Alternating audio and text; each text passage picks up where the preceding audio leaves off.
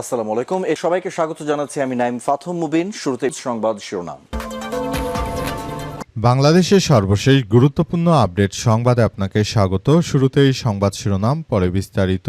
প্রথমেই জানাবো, ঢাকা চট্টগ্রাম মহাসড়ক অবরোধ করল বিএনপির নেতাকর্মীরা।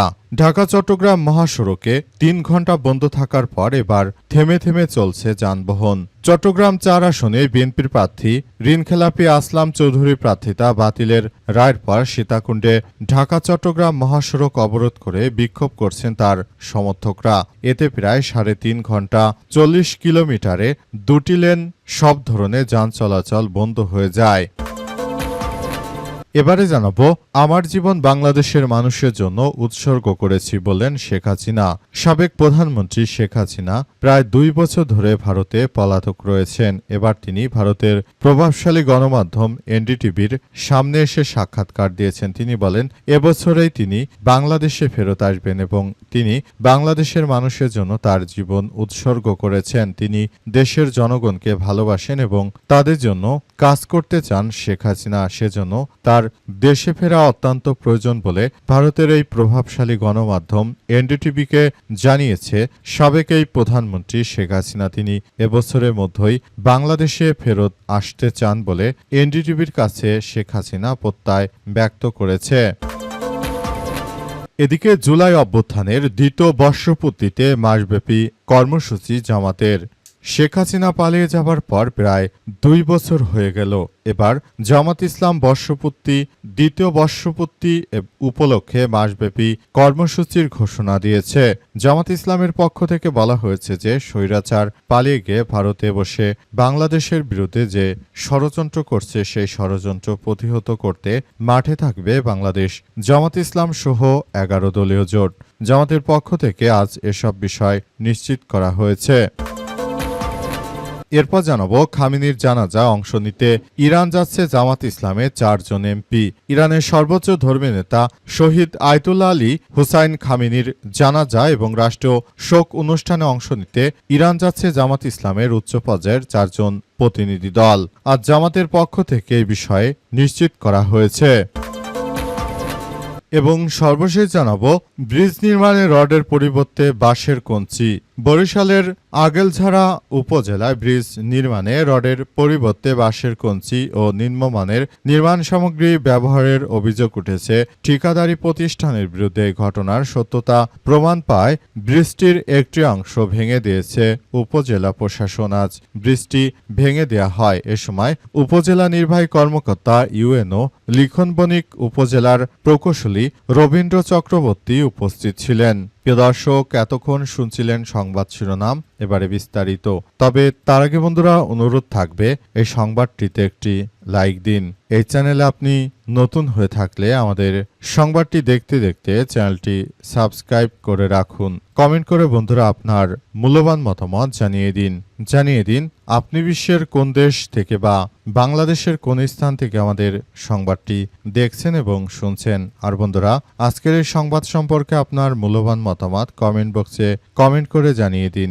গাজা যুদ্ধে আপনি যদি নিরীহ ফিলিস্তিনিদের ভালোবেসে থাকেন, কমেন্টে ইয়েস লিখে পুরো বিশ্ববাসীকে আমাদের এই তাজা আপডেটটি দেখার সুযোগ করে দিন। এবারে বিস্তারিত। খামেনির জানাজায় অংশ নিতে ইরান যাচ্ছে জামাতের ৪ এমপি। ইরানের সর্বোচ্চ নেতা শহীদ আয়াতুল্লাহ সাইদ আলী খামেনির জানাজা এবং রাষ্ট্রীয় শোক অনুষ্ঠানে অংশ নিতে ইরান যাচ্ছে জামাতের উচ্চ পর্যায়ের সংসদীয় প্রতিনিধি দল। মঙ্গলবার ৩০শে জুন দলটির কেন্দ্রীয় প্রচার বিভাগের সিনিয়র প্রচার সহকারী মুজিবুল আলমের সই করা এক সংবাদ বিজ্ঞপ্তিতে এই তথ্য জানানো হয়েছে। বিজ্ঞপ্তিতে বলা হয়েছে, ইসলামী প্রজাতন্ত্র ইরান সরকারের আমন্ত্রণে বাংলাদেশ জামাত ইসলামের একটি উচ্চ পর্যায়ের সংসদীয় প্রতিনিধি দল ইরানের সর্বোচ্চ নেতা শহীদ আয়াতুল্লাহ আলী সাইদ আলী খামেনির জানাজায় রাষ্ট্রীয় শোক অনুষ্ঠানে অংশ নেওয়ার জন্য আগামী ৩ জুলাই ঢাকা ত্যাগ করবেন বলে জানিয়েছে তারা আরও জানিয়েছে যে শহীদ আয়াতুল্লাহ আলী খামেনির জানাজায় অংশগ্রহণের মধ্য দিয়ে বাংলাদেশ জামাত ইসলাম তারা প্রমাণিত করে দিতে চায় যে তারা আসলে ইরানের সর্বোচ্চ নেতাকে অনেক ভালোবাসত এবং তার মহান এই আত্মত্যাগের মধ্য দিয়ে তিনি মূলত যে শিক্ষা আমাদেরকে দিয়েছেন সেই শিক্ষা জামাত খুব ভালোভাবে নিয়েছে। জামাত মনে করে এই মুহূর্তে আয়াতুল্লাহ আলী খামেনি তিনি হচ্ছেন এমন একজন মানুষ যার সঙ্গে অন্য কারো তুলনা করা চলে না। তিনি এমন একজন মানুষ একাই সমস্ত ইহুদিবাদী দখলদার সন্ত্রাসীদের বিরুদ্ধে একাই কার্যক্রম চালিয়ে যাচ্ছেন। এমন একজন মহান নেতৃত্ব, তিনি মুসলিম জাতির গর্ব। তার মতো একজন নেতার মৃত্যুতে আমরা মুসলিমরা একা হয়ে পড়েছি। বাংলাদেশের মানুষের জন্য আমার জীবন উৎসর্গ করেছি বললেন শেখ হাসিনা। বাংলাদেশ থেকে পালিয়ে যাওয়া সাবেক প্রধানমন্ত্রী শেখ হাসিনা এবার দীর্ঘ প্রায় 2 বছর পর মুখোমুখি হয়েছেন ভারতের গণমাধ্যম এনডিটিভির কে দেয়া একান্ত সাক্ষাৎকারে শেখ হাসিনা জানিয়েছেন যে আমি আমার জীবনকে বাংলাদেশের জনগণের জন্য উৎসর্গ করে দিয়েছি। আমি বাংলাদেশে ফেরত যেতে চাই। এই বছরের মধ্যেই তিনি নাকি বাংলাদেশে ফেরত আসবেন। শেখ হাসিনা বলেছেন, দেশের মানুষ আমাকে অনেক ভালোবাসে, আমি বাংলাদেশে ফেরত যেতে চাই। তিনি আরও জানিয়েছেন যে বাংলাদেশটাকে ভালোবেসে তিনি বাংলাদেশের জন্য এত কাজ করেছেন। পদ্মা সেতু, মেট্রো রেল, তারপর পারমাণবিক বিদ্যুৎ কেন্দ্র সহ প্রায় সবকিছুই শেখ হাসিনা করেছেন বলে জানান তিনি। তাই শেখ হাসিনা আরও জানিয়েছেন যে সেটি অত্যন্ত গুরুত্বপূর্ণ বিষয়। আমি বাংলাদেশকে ভালোবেসেছি, আমার পিতা বাংলাদেশকে স্বাধীনতার জন্য অনেক পরিশ্রম করেছে, সবকিছু করেছি। একটি মৌলবাদী জঙ্গি গোষ্ঠী, তারা বর্তমান সময় ক্ষমতা দখল করে বসে আছে, এটা কোনোভাবেই হতে পারে না। আমি বাংলাদেশের বৈধ প্রধানমন্ত্রী বলে জানান শেখ হাসিনা। শেখ হাসিনা আরও জানিয়েছেন যে আমি কখনোই বাংলাদেশ ছেড়ে পালাতে চাইনি, তারা আমাকে বাংলাদেশ ছাড়তে বাধ্য করেছে, সুতরাং আমি আবারও বাংলাদেশে ফেরত যাব, সেটা এবছরের মধ্যেই বলে জানান তিনি। শেখ হাসিনার এই প্রত্যর্পণের সংবাদটি নিয়ে বর্তমান যিনি চিফ প্রসিকিউটর রয়েছেন তিনি জানিয়েছেন যে কোনো পলাতক স্বৈরশাসক দেশে ফেরত আসার কোনো সুযোগ নেই। যদি কোনো পলাতক স্বৈরশাসক বাংলাদেশে ফেরত আসতে চায় তাহলে তাকে বর্তমান আইন শৃঙ্খলা রক্ষাকারী বাহিনী, আদালত, সমস্ত মামলা সবকিছু ফেস করে তারপর দেশে ফেরত আসতে হবে। শেখ হাসিনার এই ধরনের কার্যক্রম হচ্ছে একটা স্টান্টবাজি। তার এই স্টান্টবাজি দেশের জনগণ কখনোই বিশ্বাস করে না। তিনি মূলত দেশের মানুষকে আবারও বোকা বানাতে চান। মানুষকে ব্যবহার করে তিনি তার অবৈধ ক্ষমতাকে কুক্ষিগত করার যে অপচেষ্টা করছেন সেটি আর হতে দেওয়া হবে না বলে জানান তিনি। ঢাকা চট্টগ্রাম মহাসড়ক অবরোধ 3 ঘন্টা বন্ধ থাকার পর থেমে চলছে যানবাহন। চট্টগ্রাম 4 আসনে বিএনপির প্রার্থী আসলাম চৌধুরী প্রার্থিতা বাতিলের রায়ের পর সীতাকুণ্ড ঢাকা চট্টগ্রাম মহাসড়ক অবরোধ করে বিক্ষোভ করছে তার সমর্থকরা। এতে প্রায় 3.5 ঘন্টায় সড়কের 40 কিলোমিটারে 2টি লেনে সব ধরনের যান চলাচল বন্ধ ছিল। যানজটে আটকে পড়ে গরমের মতো অসহনীয় দুর্ভোগ পোহাতে হয় হাজার যাত্রীকে। তবে পুরোপুরি যানজট নিরসন হতে আরও সময় লাগবে বলে জানায় হাইওয়ে পুলিশ। আজ 30 জুন বিকাল 3টা থেকে মহাসড়কে ছোট দারোগারহাট এলাকায় তার অনুসারীরা মহাসড়ক অবরোধ করে বিক্ষোভ করেন। পরে বড় দারোগারহাট, ভাটিয়ারি ও কুমিরা এলাকায় সড়কে ব্যারিকেড দিলে গাড়ি চলাচল বন্ধ হয়ে যায়। মিনহাজউদ্দিন নামের এক শিক্ষক বলেছেন যে আসলাম চৌধুরী সংসদ সদস্য হিসেবে শপথ নিতে পারবেন না বলে রায় দিয়েছে আদালতের জন্য ওনার লোকজন মহাসড়ক অবরোধ করে রেখেছে। প্রায় 1 ঘন্টার মতো জ্যামে আটকে আছি, গরমে অসহ্য হয়ে গেছি। মূলত বিএনপির এই আসলাম চৌধুরী সন্ত্রাসী ব্যাংক থেকে হাজার কোটি টাকা ঋণ নিয়ে তারপর সেই টাকা আর পরিশোধ করেনি। কুখ্যাত আসলাম চৌধুরী এই ব্যাংক থেকে বিপুল পরিমাণ আসলে টাকা নেয়ার ফলে মূলত ব্যাংক খাতগুলো ধ্বংস করেছে আসলামের মতো গুন্ডাপান্ডারা। তাই এদের বিরুদ্ধে সরকার যথাযথভাবে এতদিন ধরে বিএনপি সরকার ব্যবস্থা না নিলে অবশেষে যেহেতু এই মুহূর্তে আদালত স্বাধীন রয়েছে কিংবা প্রধান বিচারপতি ডক্টর ইউনূসের নিয়োগ দেয়া, তাই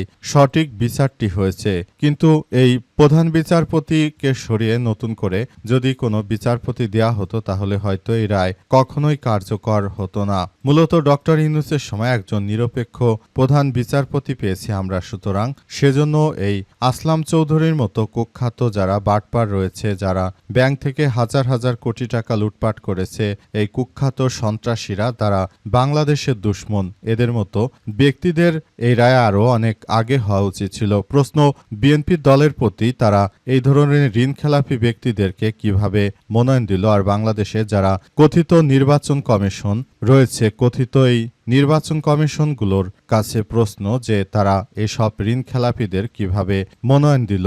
এটি নির্বাচন কমিশন যে দলীয়করণ সেটি আবারও প্রমাণিত হয়েছে বাংলাদেশে। জুলাই গণঅভ্যুত্থানের দ্বিতীয় বর্ষপূর্তিতে মাসব্যাপী কর্মসূচি জামাত ইসলামের। জুলাই গণঅভ্যুত্থানের দ্বিতীয় বর্ষপূর্তি উপলক্ষে মাসব্যাপী কর্মসূচি ঘোষণা করেছে বাংলাদেশ জামাত ইসলাম। আজ জাতীয় প্রেস ক্লাবের আব্দুল সালাম মিলনায়তনে আয়োজিত এক সংবাদ সম্মেলনে জামাতের সেক্রেটারি জেনারেল অধ্যাপক মিয়া গুলাম পরোয়ার এই কর্মসূচি ঘোষণা করেন। গুলাম পরোয়ার জানান যে আগামী 2 থেকে 9 জুলাই রাজধানীতে জুলাই শহীদ, আহত ও পঙ্গু পরিবারের সঙ্গে মতবিনিময়, জুলাইয়ের স্মৃতিবিজড়িত স্থানগুলোতে স্মৃতিচারণ, আলোচনা সভা এবং দোয়া মাহফিল অনুষ্ঠিত হবে। তিনি আরো বলেন, 16 জুলাই শহীদ দিবস উপলক্ষে ঢাকার 2 মহানগরীতে আলোচনা সভার আয়োজন করা হবে। এছাড়াও 18 থেকে 31 জুলাই পর্যন্ত সারা দেশে জুলাই শহীদ, আহত ও পঙ্গু পরিবারের সঙ্গে মতবিনিময়, স্মৃতিচারণ, আলোচনা এবং দোয়া কর্মসূচি পালন করা হবে। আগস্ট মাসের কর্মসূচির বিষয়ে তিনি বলেন, 1 আগস্ট সারা দেশে মহানগরী, জেলা এবং উপজেলা পর্যায়ে গণমিছিল অনুষ্ঠিত হবে। এরপর 2 থেকে 4 আগস্ট পর্যন্ত বিভিন্ন শ্রমিক সংগঠনের উদ্যোগে বিশেষ কর্মসূচি পালন করা হবে। 5 আগস্ট গণঅভ্যুত্থান দিবস উপলক্ষে 11 দলের উদ্যোগে রাজধানী সহ সারা দেশের জেলা এবং উপজেলা সমাবেশ মিছিলের ডাক দেয়া হয়েছে। সেখানে জামাত পূর্ণ সমর্থন জানিয়ে অংশ নেবে বলে উল্লেখ করা হয়েছে।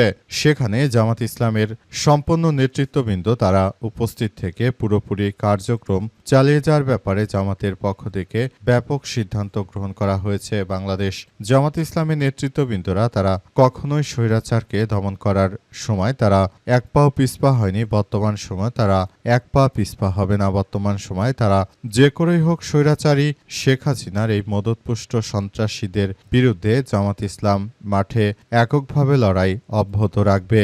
বাংলাদেশ জামাত ইসলামের পক্ষ থেকে আরো বলা হয়েছে যে কোনো মূল্যে স্বৈরাচারী শেখ হাসিনার এই ধরনের কার্যক্রমগুলো আমরা নস্যাৎ করে দিতে চাই বলে উল্লেখ করা হয়েছে। জামাতের পক্ষ থেকে আরো বলা হয়েছে, বাংলাদেশটাকে সুন্দরভাবে গড়ে তুলতে আমরা বদ্ধপরিকর, তাই আমরা জুলাই গণঅভ্যুত্থান সবকিছু ধারণ করে বাংলাদেশকে এগিয়ে নিয়ে যেতে চাই বলে উল্লেখ করেছেন তারা।